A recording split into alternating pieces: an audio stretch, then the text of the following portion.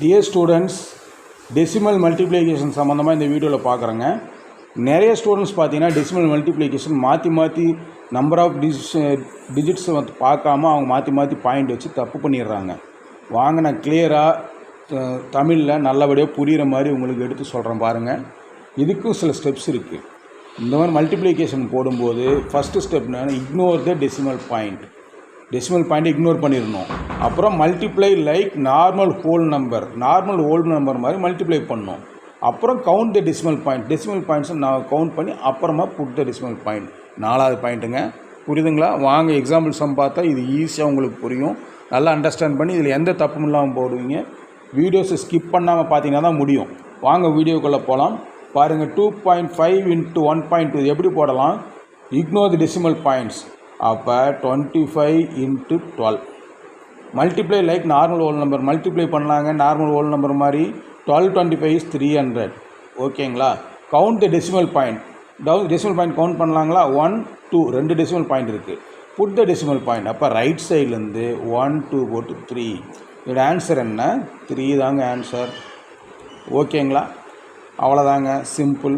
ரெண்டாவது பாருங்கள், 1.2 × 0.5 நார்மலாக மல்டிப்ளை பண்ணுங்க. அதான் போட்டுரு. Ignore the decimal point. 12 × 5 12 × 5 is 60. Count the decimal point. பாருங்கள், 1 2 2 டெசிமல் பாயிண்ட் இருக்குது. அப்போ என்ன பண்ணணும்? 1 2 போட்டு இங்கே பாயிண்ட் வச்சுக்கணுங்க. That's all. சிம்பிளாக இருக்குங்களா? சிம்பிளாக தான் இருக்கும். ஏன்னா நான் தானே சொல்லிக் கொடுக்குறேன். பாருங்கள், தமிழில் அழகாக சிம்பிளாக சொல்லிக் கொடுக்குறேன். எந்த தப்பும் இல்லாமல் போடணும். அதேமாதிரி 21.32 × 1.2 இது என்ன பண்ணலாம்? 2132 × 12 நார்மலாக மல்டிப்ளை பண்ணலாங்களா?